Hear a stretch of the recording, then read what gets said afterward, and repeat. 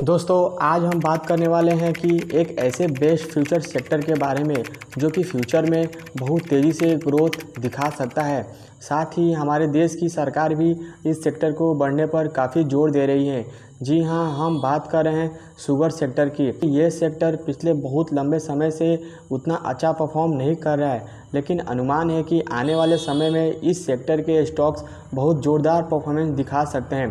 तो आज हम आपको इस मल्टीबिगर सेक्टर के सभी स्टॉक के नाम और यह सेक्टर फ्यूचर में क्यों बढ़ेगा या ऊपर जाएगा इसके बारे में विस्तार से जानने वाले हैं।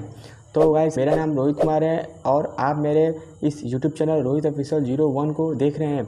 अगर आप ट्रेडिंग और इन्वेस्टमेंट से रिलेटेड अच्छी जानकारी लेना चाहते हैं तो आप मेरे चैनल को सब्सक्राइब करके आप उस बेल आइकन को भी ऑन कर सकते हैं। तो जानते हैं इसके बारे में पूरा।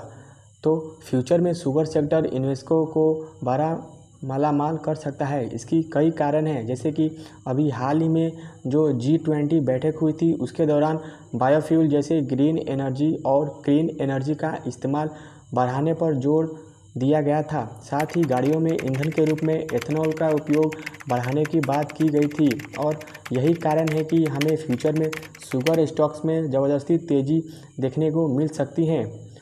तो अब जान लेते हैं कि शुगर स्टॉक्स में क्यों आ सकती है ज़बरदस्ती तेज़ी। ठीक है, तो आपको बता दें कि इंडिया में जितना भी शुगर का प्रोडक्शन होता है वह महाराष्ट्र और कर्नाटक से निकलकर आता है। और अभी हाल ही में महाराष्ट्र की ओर से एक खबर में बताया गया कि आने वाले समय में कमज़ोर मानसून के चलते शुगर के प्रोडक्शन में 45% की गिरावट देखी जाएगी।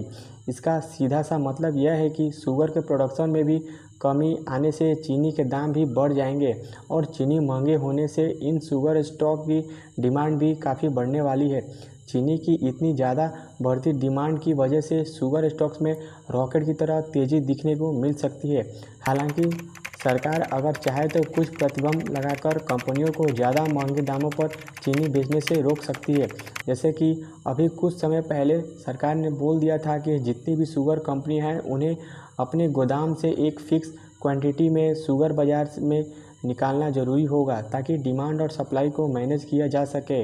और सरकार ऐसा इन्फ्लेशन को कंट्रोल करने के लिए करती है। लेकिन अगर मान लो सरकार ने कोई प्रतिबंध नहीं लगाया और शुगर की डिमांड इसी तरह तेज़ी से बढ़ती रही तो फ्यूचर में ये जितनी भी शुगर कंपनी के स्टॉक है उनमें हमें ज़बरदस्ती तेज़ी देखने को मिल सकती है। तो आप जानते हैं कि best sugar stock to invest in 2023 मतलब कि अभी तो यहाँ पे उन शेयर के नाम है, जैसे कि फर्स्ट है श्री रेणुका, पालमपुर चीनी, त्रिवेणी इंज, डालमिया शुगर, बजाज हिंदुस्तान, दामपुर शुगर और द्वारिकेश शुगर। देखा जाए तो सरकार की ओर से ये एथेनॉल सेक्टर को बढ़ावा देना और दूसरी ओर चीनी को इतनी ज़्यादा बढ़ती डिमांड से शुगर स्टॉक को अच्छा खासा फ़ायदा मिलेगा और इससे कंपनियों की मार्जिन भी काफ़ी हद तक सुधर जाएंगे।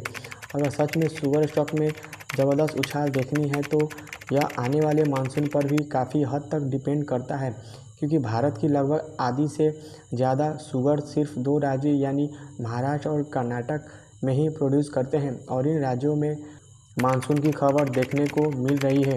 अगर ऐसा ही चलता रहा तो शुगर स्टॉक्स हमें बहुत जल्द रॉकेट की तरह भागते हुए देखने को मिलेगा। चीनी बनाने वाले कंपनियों के खुल रहे हैं बड़े बड़े मौके। पिछले बहुत सालों से यह सेक्टर काफ़ी स्लो चल रहा है। ऐसा इसलिए था क्योंकि इस सेक्टर में कमाई के उतने मौके ही नहीं थे, जिसके कारण इन कंपनियों के स्टॉक मल्टीबिलियन रिटर्न दे पाए। लेकिन अब शुगर स्टॉक के लिए एथेनॉल ब्लेंडिंग की अपॉर्चुनिटी बड़े रूप में देखने को मिल रहा है। इस सेक्टर की अगर सबसे बड़ी कंपनी की बात की जाए तो वह श्री रेणुका शुगर है। इसके अलावा प्राज इंडस्ट्रीज जो कि इथेनॉल से रिलेटेड जो प्लांट है उनमें इनके बिजनेस का योगदान देखने को मिलता है। आप चाहे तो इस पर फोकस रख सकते हैं।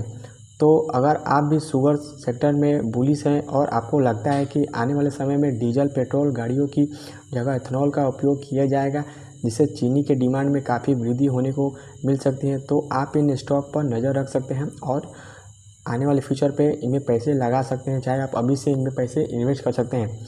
तो बस आज के वीडियो में बस इतना ही। ये वीडियो कैसा लगा प्लीज़ आप कमेंट करके बता सकते हैं और ज़्यादा से ज़्यादा आप लोगों तक शेयर कीजिए। ठीक, तो चलिए मिलते हैं किसी नए वीडियो में, तब तक के लिए thank you and Vande Mataram.